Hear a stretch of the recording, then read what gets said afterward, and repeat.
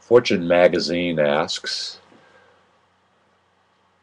or says, the 12 greatest entrepreneurs of our time and what you can learn from them. I'm asking the question, who are they? What is Fortune magazine name as the 12 greatest entrepreneurs of our time? Let's take a look at the list of names and see what it's all about. Oh, by the way, Fortune, this is a comment for Fortune magazine. My suggestion to you is not, oh, I'd love for you to put my business card up there, but put your business card up there, and I know why you have to put the UPC code here. That's so it can be scanned at the cash register. But I would recommend a QR code right there,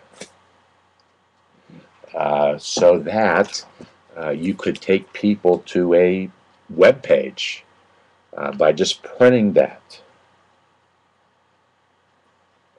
Going to Google and getting a QR code assigned, and then putting it on your magazine.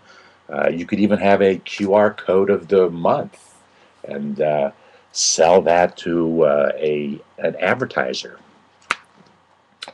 Amazon might be interested, Amazon being on the back page. Quite interesting enough, why didn't they have a QR code to take them right to Amazon.com or take them to wherever they wanted to take them to?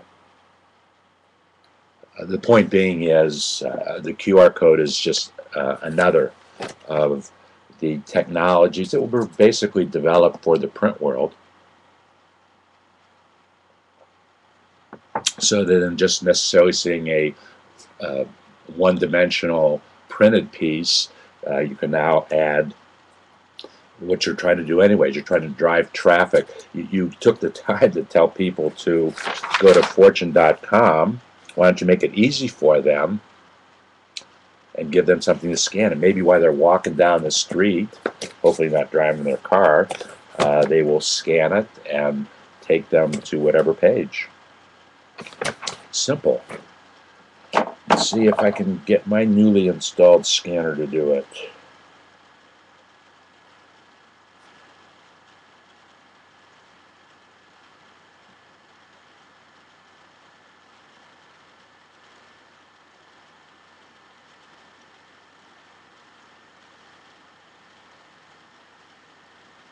Uh-oh, where is it?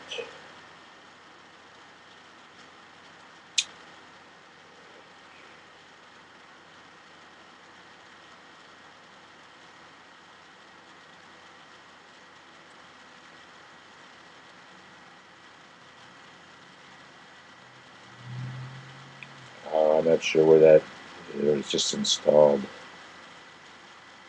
At any rate, you take your smartphone and scan the code, and it takes you to a landing page.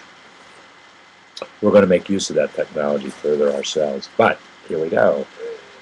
Great idea. Great ideas are hard to come by. It says on page 69 of the February 16th cover date for Fortune magazine, and a story written by, what's the author's name?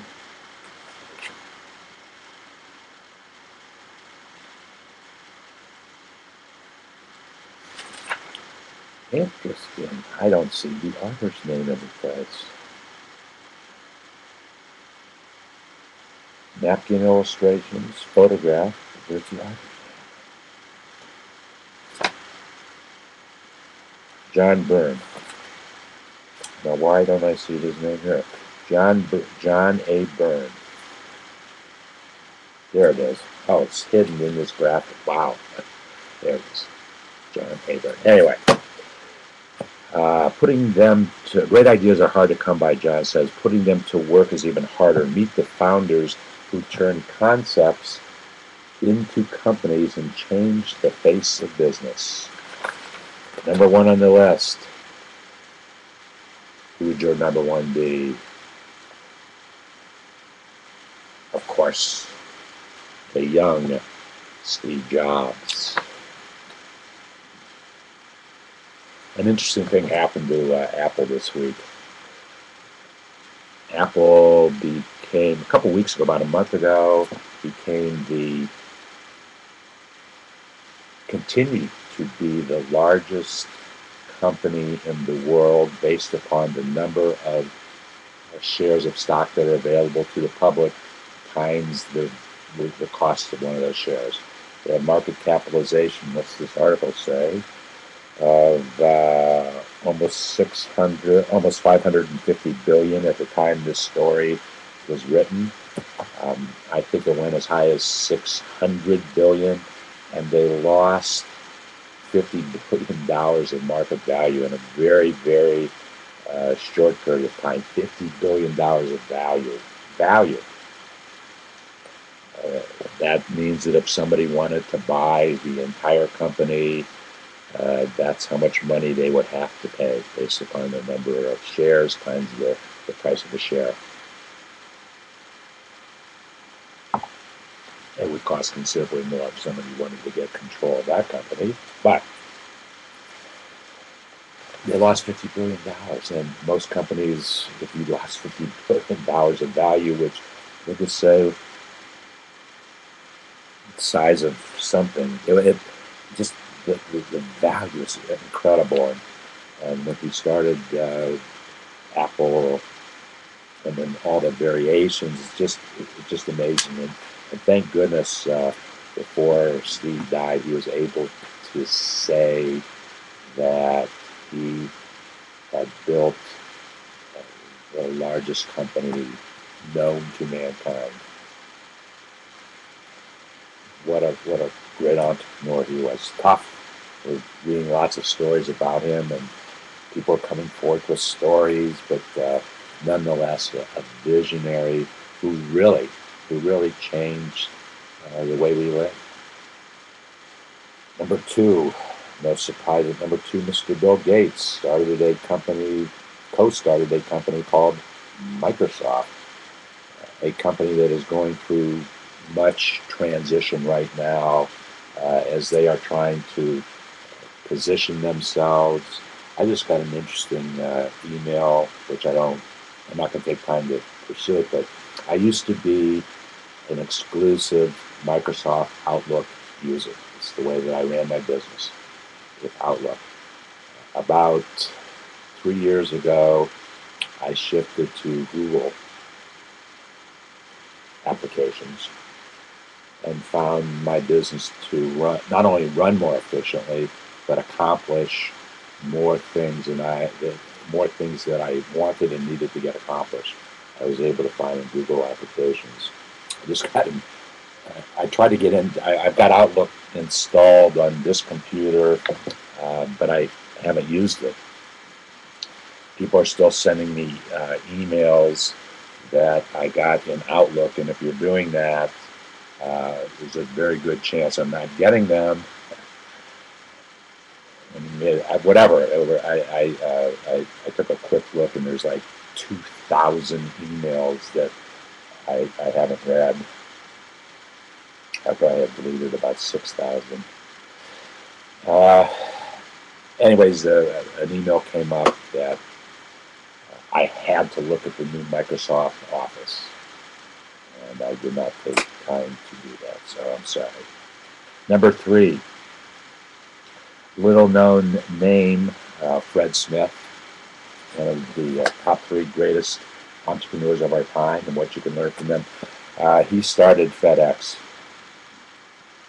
I never really studied him that closely, but we all know the company FedEx, if it has to get there overnight. Interesting enough, number 4 was, and I say only number 4, was Jeff Bezos, the founder of Amazon.com, which today, his business model today is not what he started out to do. What he started out to do was to build whatever it was online. It started with books and then has gone to everything else in the world. And now Amazon .com are building warehouses all over the country, I think, I don't know how many, to store goods that will be sold on Amazon and distributed through their warehouses, creating at great expense, another revenue stream for Amazon. Not that it's not the right thing, uh, it, but it's what they are doing, and they are doing it so well that companies, and one I read frequently is Walmart, is concerned about the evolving business model of Amazon. But for the longest time, Amazon.com wasn't making it. Tons and tons and tons of money poured into it.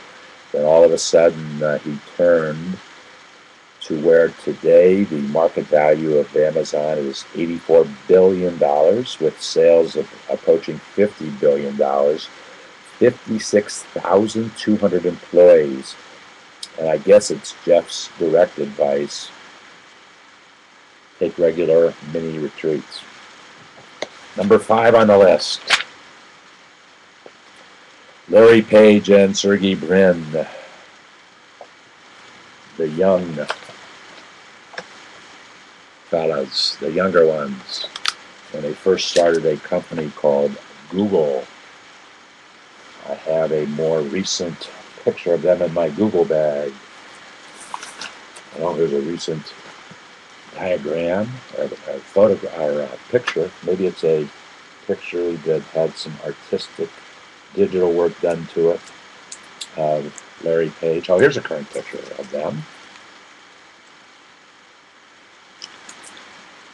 Not in a garage, but in the corporate offices.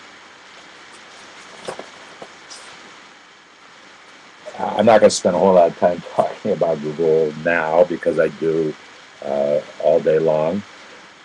It is a company that provides a service that I have built the foundation of my entire business on what it is that Google does, because they do it better than anybody else. And I'm making application to it, just making application to the small business world, the small business collaboration world, the world where we need to start new businesses now faster, more efficiently than we ever have before in the 40 years that I've been involved in small business. The opportunities to start new businesses are greater than they've ever been before because of the way that we communicate with one another. Virtually the entire world is wired someplace. 1 billion of them at Facebook. It's how folks communicate, so it's creating a new small business model for sure, but creating with such efficiencies that those new businesses starting today can be better positioned than when we started a business 40 years ago. No question about it. If you don't believe me on that, all you need to do is Google either David's Barter, just those 2 words, or one word, David's Barter, or Small Biz David. They're taken to a Google search results page. It's page after page after page. I've gotten through 11 of them, and still counting, of information about things that we have been doing in the community.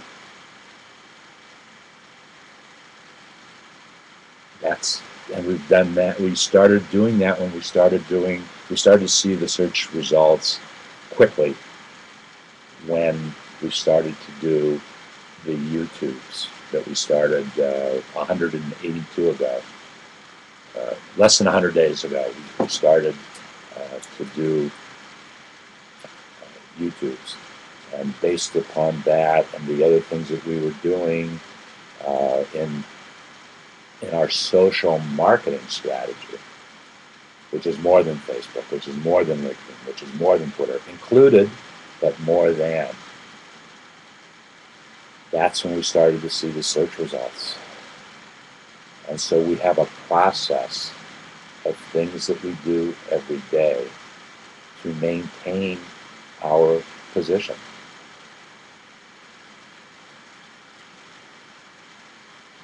There's a lot of discussion today, and you can search some of the, probably once or twice a week I talk about over optimization. It's something that a lot of marketers, online marketers, are complaining about, that Google changed the rules and they're penalizing for over optimization. And my response to that is they should penalize bad marketing, because over optimization is just bad marketing. But if you try to do good marketing and you achieve in the good marketing that you do, the great marketing that you do, you get search results like we have seen. And it can be done, and it's not, we just try to understand how Google search technology works, so that in understanding that we can make application and make it happen for us. It certainly is happening at David's Barter with the help of Small Biz David. Once inside the community, that's when we use the proprietary local search engine that we've developed based upon what? Keywords. Where are those keywords found? 749 of them are found in my book that I wrote 4 years ago. How do you answer the 749 questions? How do you answer these 749 questions about your small business? Every question has a keyword or keywords, as you see, because we made the decision 182 YouTube videos ago that instead of writing a book and publishing it in written form, we were going to do it in the form of videos, doing the same thing, asking questions, identifying the keywords. Now we're actually giving answers to the questions, which we didn't do in the book originally, by design. By design, I wanted it to be a workbook so that you as the small business owner, or you as the individual starting a business, could look at that question, try to understand what it means, and see if it's an important one for you to consider for your business. If it is, then get all the information you can. Start to take notes. That's why I created the white space, so you can take notes. Call your accountant.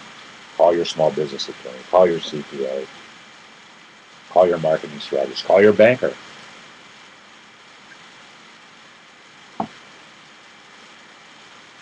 Actually, call your community banker.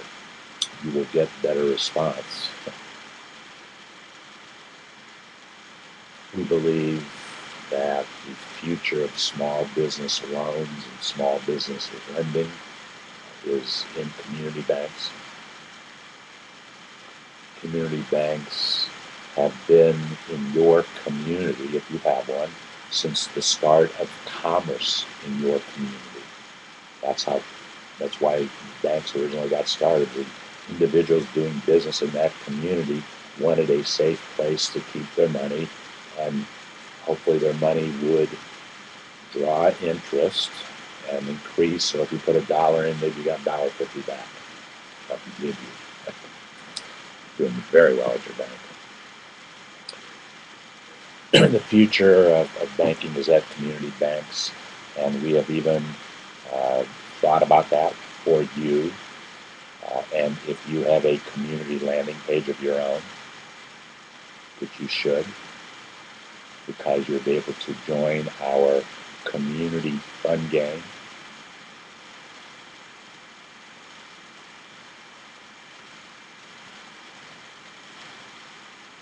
we created some marketing technology for you to go to your community bank and get them engaged with you on your community landing page. It's good for you. It's good for them.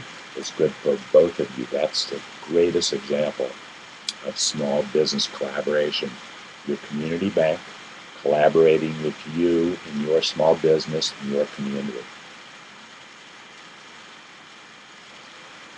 Okay, number 5 were the boys, the guys from Google, the brains from Google, who really I would have ranked them higher on the list just because of their importance to me. But as innovators, we're talking about great innovators, all the greatest entrepreneurs of our time. Number 6, Howard Schultz. Many of you don't necessarily know the name Howard Schultz, but you certainly know the company that he started by the name of Starbucks. And I have his book somewhere here.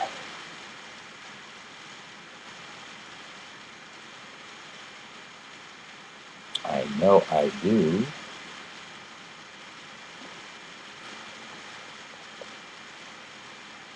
Somewhere. There it is. Oh, it's underneath here, but it's Howard Schultz, Onward, the story of Starbucks. Yes, Starbucks has changed the way many of us live.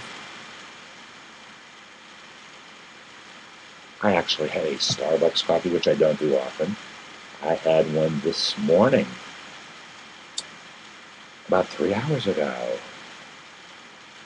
as I was doing my Sunday morning food shopping.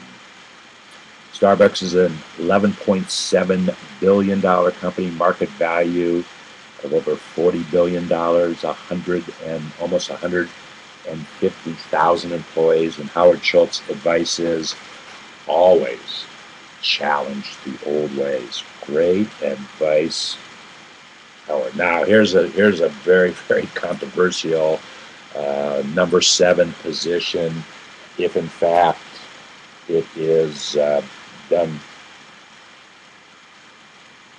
Well, I should know. It doesn't matter. It's a list.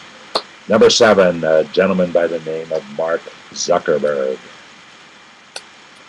who started a company called Facebook less than 8 years ago. And in a short 8 years in the history of time, a short 8 years, created a company that will be valued at over $100 billion sometime in the next 30 days. At that time that it is created, that company valued at over $100 billion. Mark Zuckerberg himself will be worth in excess of $41 billion.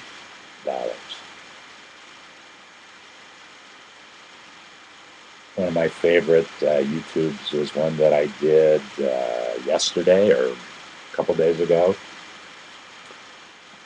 I shared the information that in a period of 48 hours, the information that I was reading said by himself, Mark Zuckerberg, or Zuck as he is affectionately known, in a 48-hour period made the decision and closed the deal to buy a company of which he paid $1 billion for.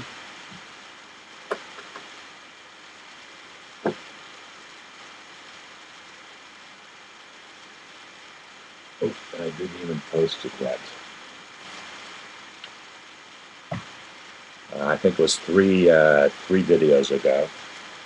And it is said that $1 billion investment that he made in a 48-hour period of time was worth $5 billion to Facebook.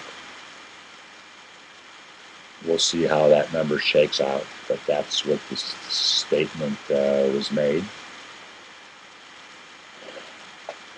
And it creates $5 billion of value. That's a 5% increase of over $100 billion. The numbers that Mark Zuckerberg has made us think are numbers that we never thought about. We never thought, although maybe he did, in his entrepreneurial dream, that 1 billion people will be connected, and he was going to make that happen before he was 28 years old.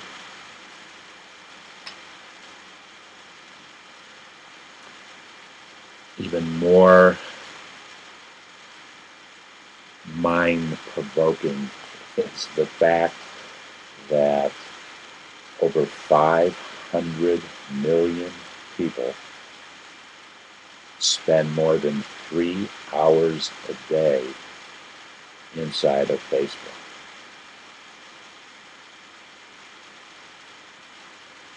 Three hours a day represents 12.5%, 13% of one's day. Oh my, no, yes, that much time. Not about half as much as people spend sleeping they spend in Facebook. Actually, the people that spend 3 hours a day in Facebook probably don't get 8 hours of sleep, but maybe they do. Facebook has sales of just under $4 billion, only 3,200 employees, and the Zuck's great advice as an entrepreneur: embrace paranoia. I'm going to quickly get through the rest of here, and we'll talk about them later. John Mackey, number 8. I was just in one of his Whole Foods store yesterday. A great, great company. It's a lifestyle. Whole Foods is a retailer, yes, a very successful retailer, doing over $10 billion in sales. But as you go in, you feel a part of a lifestyle that he has created. And his best advice is purpose inspires people. Purpose inspires people. Number 7, Herb Geller. Many people have never heard of his name, but certainly have heard of the company that he started called Southwest Airlines. Year after year, number 1 in customer satisfaction and in profitability. And I think the two of them relate very closely. But appropriately, Herb's advice is make your customers number 1. That's why Southwest Airlines is as successful as it is. Number 8.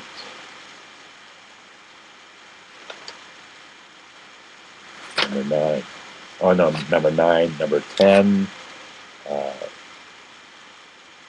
Murthy. Narayana Murthy, a company called Infosys. You probably haven't heard of that company. It's a large company with over 145,000 employees. And it's an online technology company. It's a technology company, Infosys. His greatest advice is sacrifice today, cash in tomorrow. And way down the list at number 11, a gentleman who certainly changed the way we live. A gentleman by the name of Sam Walton from Walmart. The largest retailer in the world, with just under $450 billion in sales.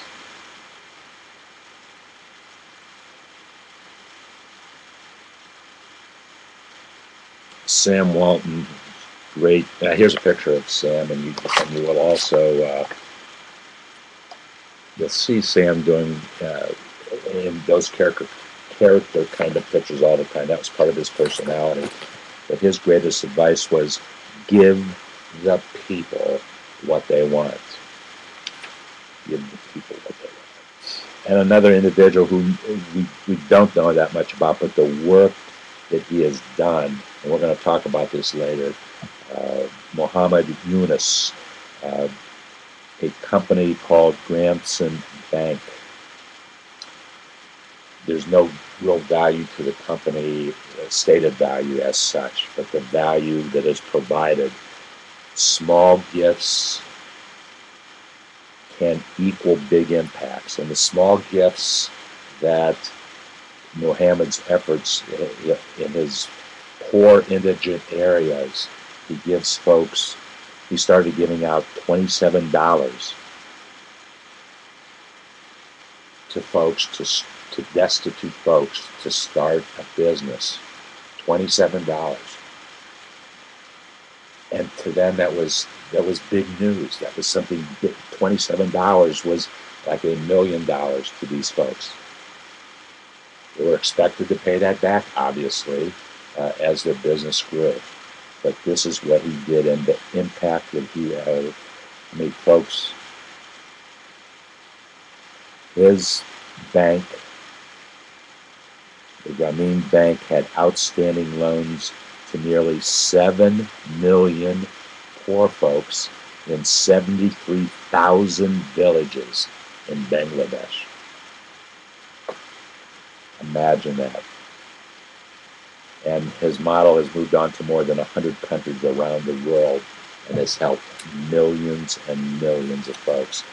Thank you, Fortune Magazine, for a great article on the 12 greatest entrepreneurs of our time and what you can learn from them. Strong messages, all of them. See you soon.